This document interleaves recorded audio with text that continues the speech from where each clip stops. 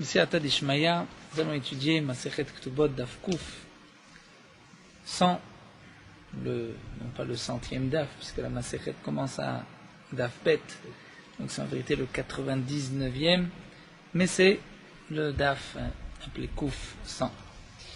Donc nous commençons Daf Tzadik Tet Amud Bet, 6 lignes avant la fin à la Mishnah. Shum Hadayanim. Shum, c'est l'évaluation, Hadayanim, des juges, chez Pichatou, chez toutes, qui dans leur évaluation, les juges se sont trompés et ont diminué d'un sixième. C'est-à-dire, ils ont évalué l'objet ou le terrain moins cher que son prix à un sixième, aussi fouchtout. Ou bien ils ont rajouté un sixième.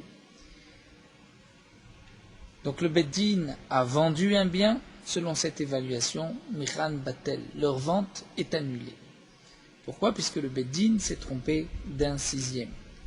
Rabban Shimon Gamliel Omer Michan Kayam. Rabban Shimon Gamliel nous dit que non. Lorsque le Beddin s'est trompé même d'un sixième, la vente est valable. Parce que sinon, une Ken Makor Beddin Yafé. En quoi la force du Beddin est-elle Yafé bien belle? C'est-à-dire, si on va annuler ce que le Beddin a entrepris, alors on diminue la force du Beddin. Donc d'après Rabban Shimon Gamliel, lorsque le Beddin a vendu plus cher ou moins cher un bien, un sixième en plus ou en moins du prix, la vente est valable. Nous verrons dans la Gemara plus loin que la Gemara expliquera que d'après Rabban Shimon Gamliel, si le Beddin a vendu moitié prix, là effectivement la vente sera annulée. Donc d'après Tanakama, la vente est annulée à partir d'un sixième. Moins qu'un sixième, la vente est valable. D'après Rabban Shimon Gamliel, même un sixième, la vente est valable. Aval, Imasu, Igeret Bikoret, si le Beddin ont fait Igeret Bikoret Benem, c'est-à-dire une lettre de Bikoret, Rachid nous explique, c'est que le Beddin a proclamé, a annoncé, a fait une vente aux enchères, a proposé. Donc la chaîne Bikoret, c'est que les gens sont venus voir le terrain, voir l'objet en question, quelle est sa valeur. Donc si ceci a été fait, la vente a été faite, après que le Beddin ait annoncé et proclamé et que le terrain a été vendu aux enchères, alors Afilu Machoshavu Mané Bematin, même si le Beddin a vendu un terrain qui vaut 100 pour le prix de 200, ou Shavé Mataim Bemané, ou un terrain qui vaut 200 pour le prix de 100, Michan Kayam, la vente est valable. Pourquoi? Puisqu'il y a eu une achaza, c'est-à-dire les gens sont venus, ont vu, ont proposé, donc le Beddin a vendu, ce qu'il a vendu est valable. La Gemara va se pencher sur la question suivante. Nous avons vu plus haut que si la veuve, la almana, vend un terrain qui vaut 100, un mané et un dinar, donc 101, elle l'a vendu pour le prix de 100, la vente est annulée. Pourquoi? Puisque la almana qui s'est trompée, qui a vendu un peu moins cher, on annule toute son évaluation, toute sa vente. Pour le Beddin, nous avons vu que c'est un sixième. Ibel et où la question se pose sur le shliach, sur un messager. C'est-à-dire si ce n'est pas l'almana qui a vendu, si ce n'est pas le Beddin, mais un homme qui on a demandé de vendre, qui a vendu et qui s'est trompé. Est-ce que on va lui donner le statut des dayanim, jusqu'à un sixième, ou comme la veuve, c'est-à-dire même une toute petite erreur, on annule le tout. Shliach Keman. Et là, nous avons une marloquette. Rabba, Amar Rav Nachman, Shliach ke Dayanim. Rabba dit au nom de Rav Nachman que le Shliach, c'est comme les Dayanim. Et donc, on va jusqu'à un sixième. Jusqu'à un sixième, on accepte la vente. Rav Shmuel Bar Bisna, Amar Rav Nachman. Mais Rav Shmuel Bar Bisna dit au nom de Rav Nachman, Kalmana, comme la veuve, c'est-à-dire la moindre erreur, annule la vente. Alors là, nous avons une marloquette entre Rava et Rav Shmuel Bar Bisna. Qu'est-ce que Rav Nachman a dit? D'après Rava, Rav Nachman a dit que le shliach c'est comme les dayanim. D'après Rav Shmuel Bar Bisna, Rav Nachman a dit que le shliach c'est comme la almana. Et la Gemara explique, donc Rava Amar Rav Nachman, shliach ke dayanim. Rava a dit au nom de Rav Nachman que le shliach c'est comme les dayanim, comme les juges. Ma dayanim lav les didou, de la même manière que les juges, lorsqu'ils ont vendu, ce n'est pas pour eux qu'ils ont vendu. C'est pour les yetomim, pour la almana, av shliach namel av ledide. De même, le shliach n'a pas vendu pour lui-même. Puisqu'il n'a pas vendu pour lui-même, donc c'est pour cela qu'on lui donnera le statut de dayanim. La fouka almana, on exclut la almana de ledida, puisqu'elle a vendu pour elle-même. Là, effectivement, on annulera pour la moindre erreur. Rav Shmuel bar Bisna mar Rav Nachman, qui est almana, la Gemara vient expliquer que Rav Shmuel bar Bisna est au nom de Rav Nachman, que le shliach c'est comme une almana, comme la veuve. Et donc, mal almana yechida, av shliach yachid, de la même manière que la veuve, elle est toute seule lorsqu'elle a vendu yachid. Le shliach aussi, il est yachid. Donc, le shliach ressemble à l'almana, la fouke bedin de Rabbim Ninu. On va exclure le bedin, c'est-à-dire le shliach ne ressemble pas au bedin, puisque le bedin, c'est Rabbim, il y a plusieurs. Le tribunal est formé d'au moins 3 personnes. Ce n'est pas une seule personne, c'est pour cela que l'erreur est acceptable jusqu'à un sixième. Vil cheta el halacha shliach kalmana. Le shliach c'est comme l'almana. Donc si un homme va vendre pour les yetomim, kalmana comme la veuve, pour la moindre erreur, la vente sera annulée. Seulement demande l'agma u'maïshna ma'adetnan. Quelle différence avec cette Mishnah? La Mishnah que l'agma avait rapportée plus haut, Omer les shlucho, si un homme dit à son messager, à son ami, tsev et terom, Torem kedat balabait. Il lui demande d'aller prélever la terouma.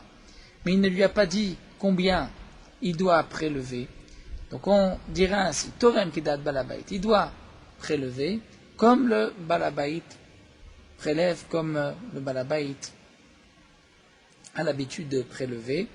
Et nous avons vu que généralement, bénonite, des moyens pour celui qui n'est pas trop avare ni trop généreux, c'est 1/50 de la récolte. Mida Yafa, celui qui est généreux, c'est 1/40, et Mida Ra'a, c'est 1/60. Donc lorsque le balabait a dit au shliach va prélever, pour moi il devra prélever en fonction de ce que le balabait a l'habitude. Si le shliach ne sait pas qu'est-ce que le balabait a l'habitude de faire, qu'est-ce que le balabait aurait fait à sa place, eh bien Torem ba Benonit, il prendra le moyen Benonit, c'est-à-dire 1/50, Echad Mechamish. Pichet Asara aussi, Fasara Trumato Teruma, si le shliach s'est trompé et a prélevé 10, c'est-à-dire il a prélevé, ou il a, donc en moins ou en plus, il a prélevé 1/40 ou 1/60, donc plus ou moins que le 10 de 1/50, terumato teruma, la teruma est valable. Et donc Tosfot explique que la question est la suivante. Nous voyons que même lorsque le shliach se trompe ici, on dira que ce que le shliach a fait, c'est valable, trumato teruma. Donc là aussi, on devrait dire que jusqu'à un sixième, si le shliach s'est trompé, on devrait accepter la vente. Comment se fait-il que la halakha a été fixée que le shliach c'est qu'elle est almana comme la veuve et la moindre erreur annulera la vente? Alors l'agma répond à Tam, là-bas c'est différent. Puisque là-bas, à propos de la terouma, certains ont l'habitude de prélever ben ra'a, c'est-à-dire avec un mauvais œil, avec avarice. Certains sont avec un bon œil, généreux. Donc certains font 1/60, d'autres 1/40. Amarlé. Donc c'est pour cela que le shliach peut dire la chiyama de tira. C'est ainsi que je t'ai évalué. Tu ne m'as rien dit, je t'ai évalué. Je pensais que toi tu donnais ben ra'a, ou dans le cas où ben yafé, il dit je pensais que tu avais ben, tu aurais fait ben yafé. Donc c'est pour cela que bien que le shliach doit donner 1/50, s'il a fait 1/40 ou 1/60, on accepte quand même. Avalacha ici, taou. Ici c'est une erreur, le shliach s'est trompé, puisque c'est une erreur, pour la moindre erreur, on annulera la vente. Pourquoi? Puisqu'à Marley, le balabait lui dit, limité, tu ne devais pas te tromper. Si tu t'es trompé lorsque tu as vendu, eh bien on annulera la vente. C'est comme la almana qui a vendu. Amar Ravuna Bachanna Marav Nachman, l'alacha qui livrait Chachamim. Ravuna Bachanna du nom de Rav Nachman, l'alacha qui livrait Chachamim. Concernant la marloquette dans la Mishnah, entre les Chachamim, Rabat, Shalom, Gamliel, est-ce qu'on annule à 1/6, ou même 1/6, la vente est valable? Bien, Rav Nachman nous dit l'alacha est qui livrait Chachamim. Faites-les les Rav Nachman, demande la Gemara, et Rav Nachman qui est possède comme les Chachamim, donc il ne tient pas compte de ce que nous dit Rabban Shimon Gamliel dans la Mishnah, c'est-à-dire si on n'accepte pas que le Bedin se trompe même jusqu'à 1/6, alors en quoi on montre la force du Bedin? Alors si Rav Nachman lui est possède comme les Chachamim, c'est que Rav Nachman ne tient pas compte de cette svara makor bedin yafé. Et pourtant, Rav Nachman amar Shmuel, Rav Nachman a dit au nom de Shmuel, yetomim shebaou lachlok ben irse aviem. Les orphelins qui sont venus partager les biens de leur père. Bedin ma'amidim lahem apotropos. Le bedin placera un tuteur, un apotropos pour chaque orphelin. Ou borim lahem chalek yafé. Chaque apotropos va choisir un bon morceau, un terrain pour le yatom et pour celui pour lequel il s'occupe. Yigdilu. Si les Yetomim grandissent, ils peuvent ensuite ne pas être d'accord sur ce partage et venir protester au Bedin.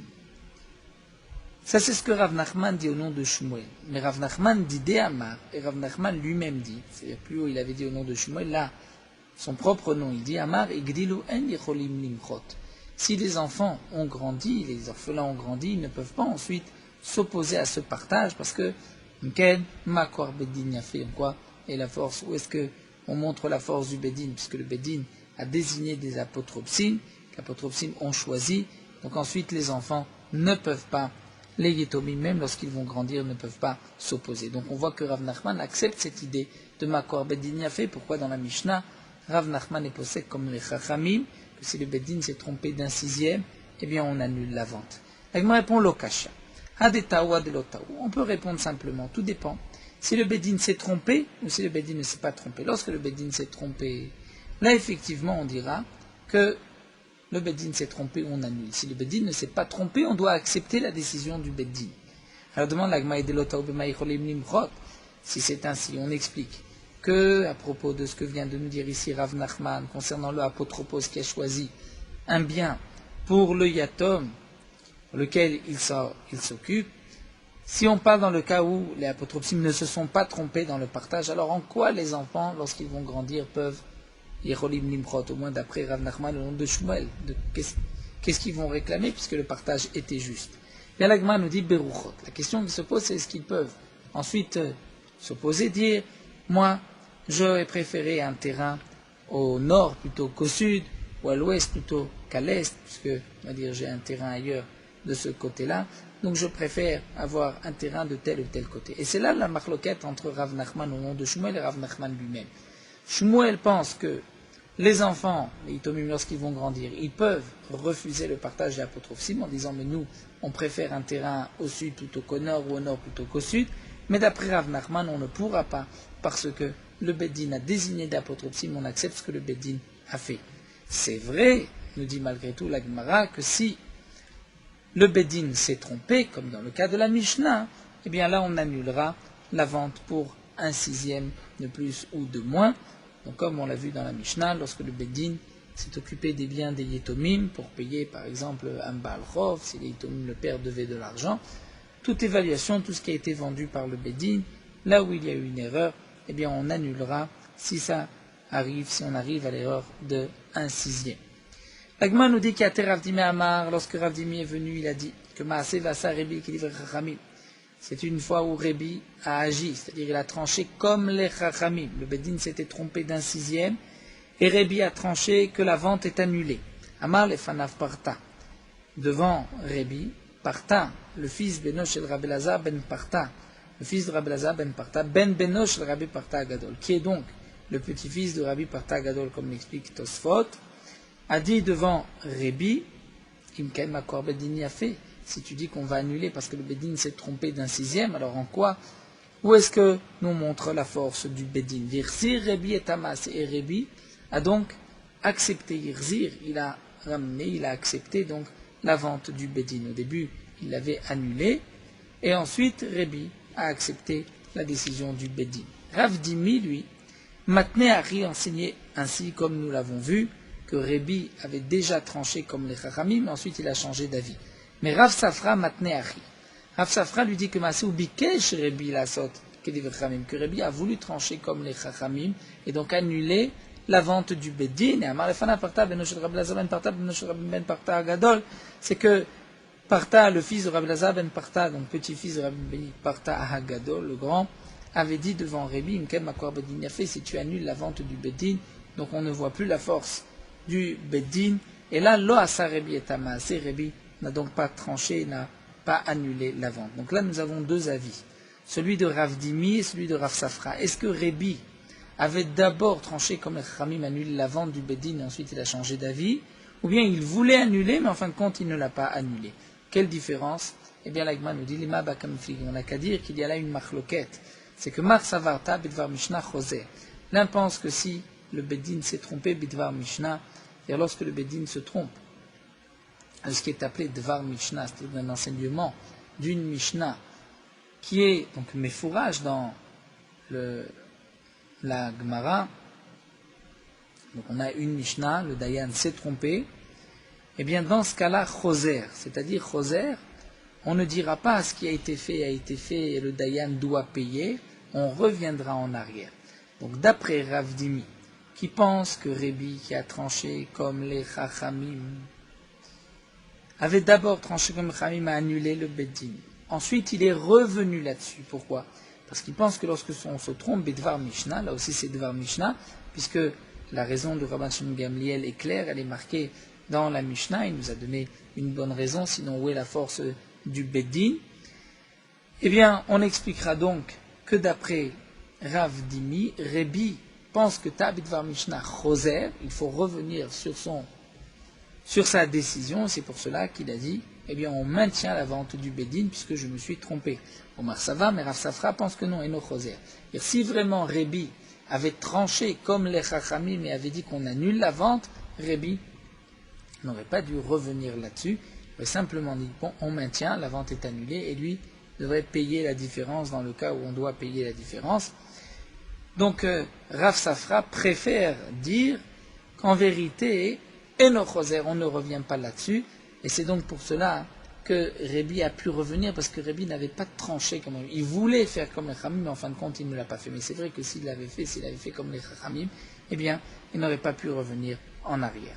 Donc on peut peut-être expliquer ainsi la marloquette entre Rébi et Rav Dimi. L'agma dit lo, tekula almata bidvar mishnah choser. On peut dire que d'après tout le monde, lorsque le Chacham se trompe bidvar mishnah, il revient donc en arrière sur la décision, et que si Rébi avait donc tranché comme les Chachamim, vu qu'il s'était trompé, il aurait dû revenir sur cette décision, donc d'après tout le monde, et accepter la vente du Bédin. Seulement, Marsava avait massé. Alors pourquoi Rav Safra dit que Rébi a voulu mais ne l'a pas fait, d'après Rav Dimi il l'a même fait, c'est que Marsava l'un pense à avait massé. C'était ainsi que ça s'était passé, ou Marsava avait massé. Je pense que non, il avait voulu, mais il n'avait pas déjà tranché, décidé. Mais c'est vrai que même si Rébi a tranché, a dit comme les Chachamim et qu'on annule la vente du Beddin, eh bien on pourra ensuite revenir là-dessus et dire qu'on accepte la vente du Beddin. Amar Rav Yosef nous enseigne, Armelata des Avina, une veuve qui a vendu les terrains des orphelins pour payer sa ketouba, par exemple, eh bien Acharayut Hayatme, la responsabilité du terrain. Si demain on vient arracher le terrain des acheteurs, parce que ce terrain était hypothéqué pour une dette que le père avait envers Réhouven, par exemple, et si Réhouven vient réclamer le terrain, bien les acheteurs vont se retourner non pas vers la almana, la veuve qui a vendu, mais vers les orphelins. C'est les orphelins qui sont responsables, qui devront payer. Rachid nous donne un autre exemple. Si le champ, en fin de compte, s'est avéré être un champ volé, que le propriétaire vient le réclamer, le propriétaire des acheteurs vient dire que cet homme qui était décédé, donc le mari de cette veuve qui vous a vendu le terrain, avait volé ce terrain. Eh bien, nous dit Rav Yosef, la responsabilité, c'est sur les yetomim, sur les orphelins. Maintenant, Beddin des avin achayut hayatme, même lorsque le Beddin va vendre le terrain des yetomim pour nourrir une femme, pour nourrir les filles, comme nous l'avons vu, bien l'acharayut, la responsabilité et la garantie du terrain, c'est aussi les yetomim. Et la Gemara nous dit pshita, c'est évident, puisque en vérité, c'est les yetomim qui se doivent de payer la ketouba, ou qui doivent payer les mésonotes de la femme ou des filles. Donc il est évident que si le terrain est ensuite arraché des acheteurs, les yetomim vont devoir rembourser. La Gemara dit effectivement, almana lo itzrechele.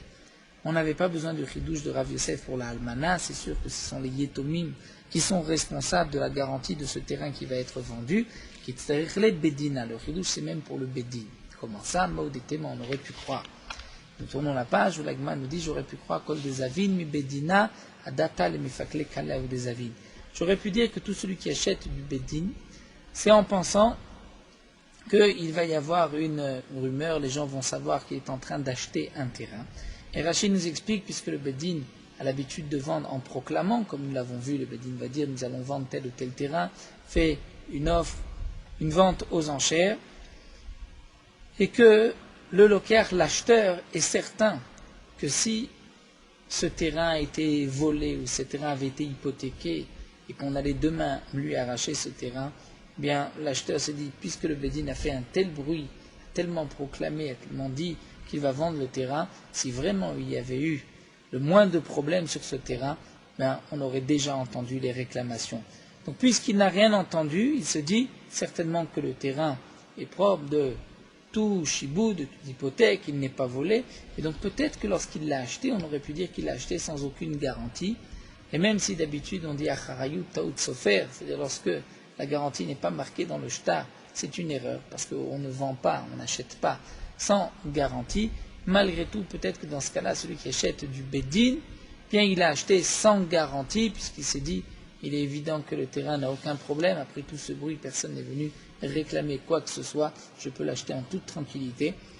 Eh bien, on aurait pu croire qu'il ne peut pas ensuite, si on lui arrache le terrain, se retourner vers quiconque, ni vers les Yitomim, ni vers le Beddin, Kamash Malan, voici le chidouche de Rav Yosef, c'est que la responsabilité du terrain, c'est sur les Yitomim. Nous continuons avec la Mishnah. Rabban Shimon Gamliel, nous avons vu dans la Mishnah, pense que même lorsque le Beddin s'est trompé d'un sixième, la vente est valable. Parce que sinon, Makwar Beddin a fait. En quoi on montre la force du Beddin. Mais jusqu'à combien le Beddin peut se tromper? Ve'at Kama. Jusqu'à combien, nous dit Rabban Shimon Gamliel, qu'on va montrer la force du Beddin. Bien sûr, on se posera la question, puisque dans la Mishnah, on parle même de terrain. Nous avons une halakha en ona'a le karkaot. C'est-à-dire qu'un terrain, on peut le vendre à n'importe quel prix. Il n'a pas de prix. Je peux dire ce terrain pour moi, il vaut tant. Je ne le vends qu'à ce prix-là. Malgré tout, Rashi explique, nous avons Rashi dans le Ktaviad qui explique sur la Mishnah, comme nous l'avons déjà vu plus haut, que ce principe, enona les karkaot, ne se dit que si c'est le propriétaire même qui vend le terrain. Mais si c'est un shliach, là on dira qu'il y a ona. Donc jusqu'à combien, lorsque c'est le Beddin qui vend, le Beddin est aussi un shliach, d'après Tanakama jusqu'à un sixième, comme tous les dinim de Ona'a, et d'après Rabban Shimon Gamliel, on va même au-delà d'un sixième, Vatkama jusqu'à combien? Amar Ravuna Barida, Amar Rafshishat Atpalga, Ravuna Barida dit non Rafshishat jusqu'à la moitié.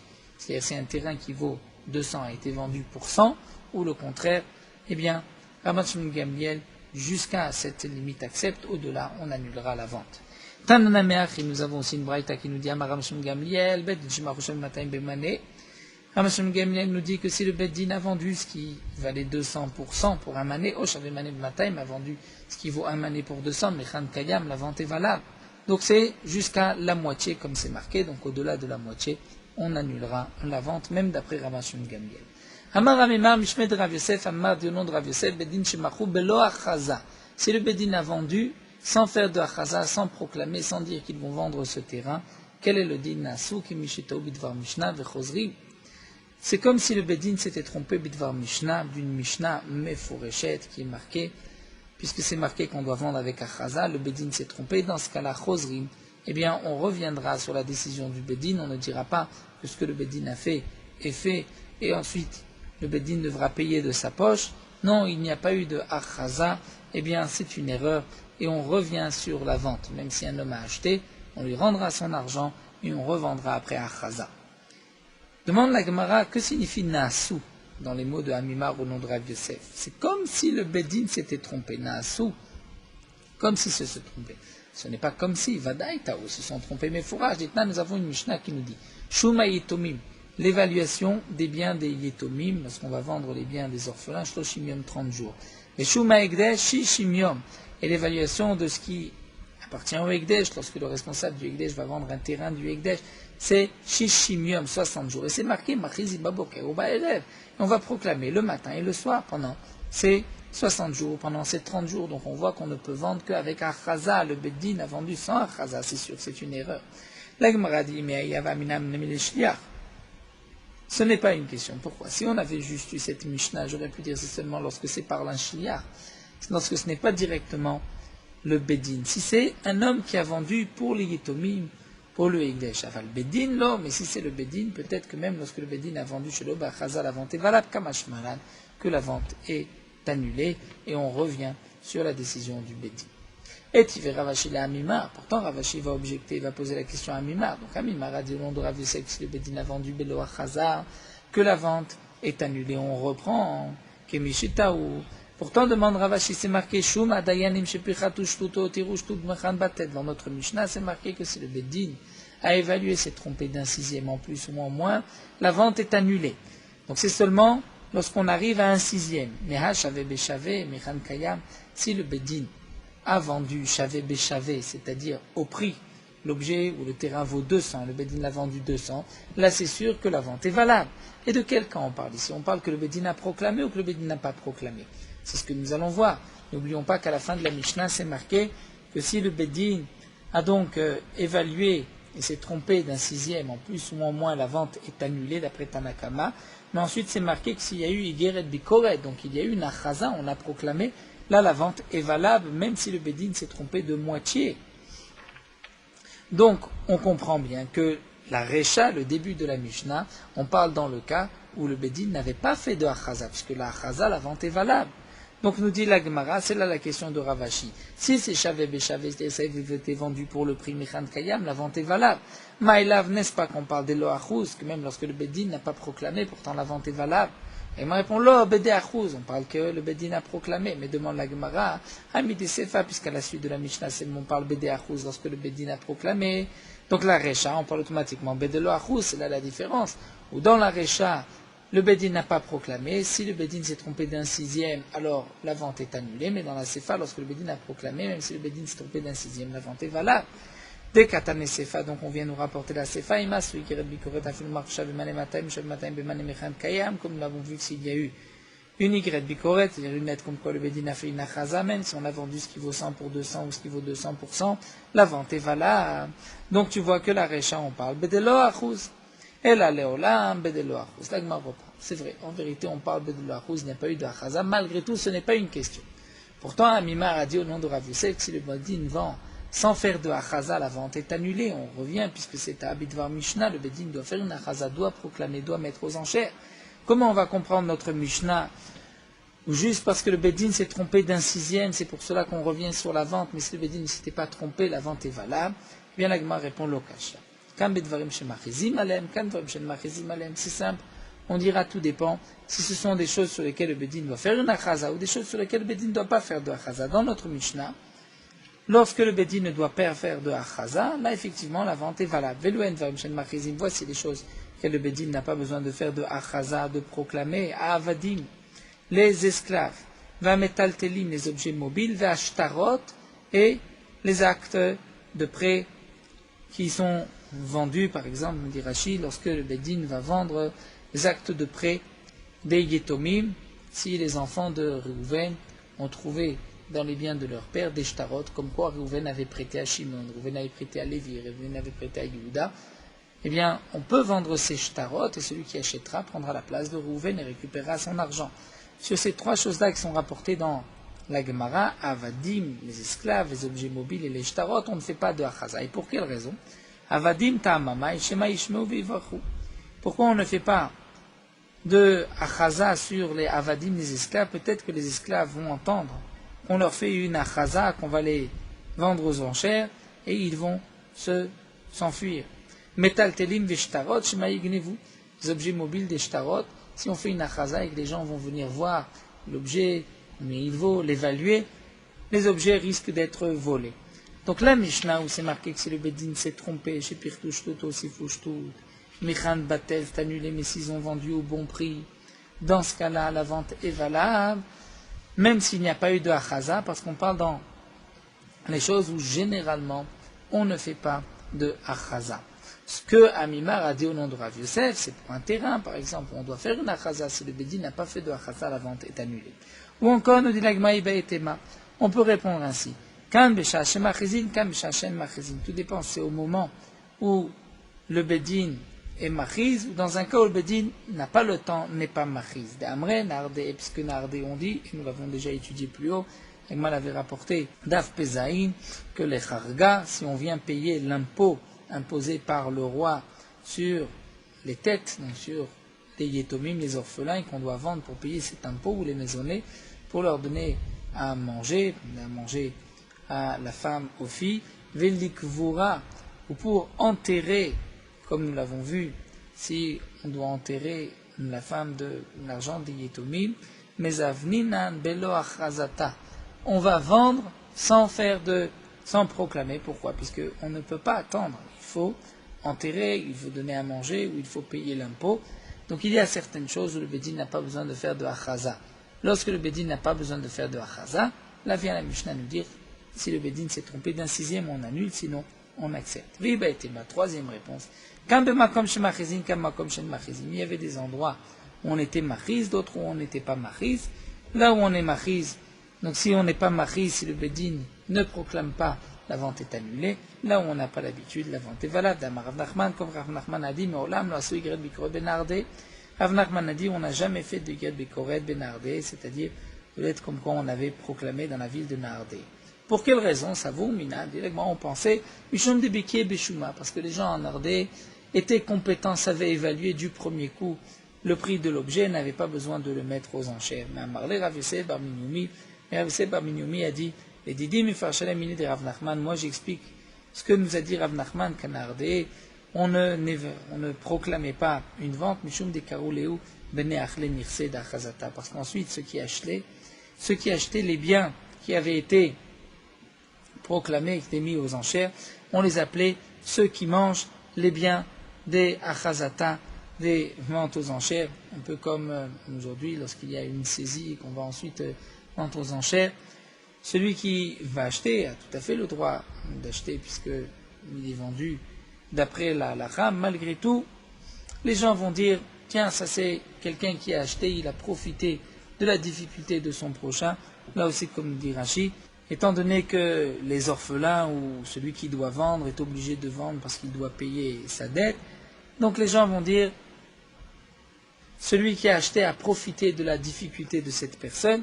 Donc c'est pour cela que dans la ville de Nardé, on avait l'habitude de ne pas vendre ainsi aux enchères, de ne pas proclamer, pour ne pas ensuite recevoir ce mauvais shem, ce mauvais nom de celui qui profite de la difficulté de son prochain. Amar Rabuda, Amar Shmuel, Agma continue. Rabuda nous dit au nom Shmuel Metal Telim Shel Yetomim, Shaminotan Mochim Otam Lealtar. Les biens mobiles des orphelins, on va les évaluer et les vendre immédiatement. Afrizda, Amar Avimi, Mochim Otam Leshivakim. Afrizda dit Navami, on va les vendre, mais les jours de chouk. On ne va pas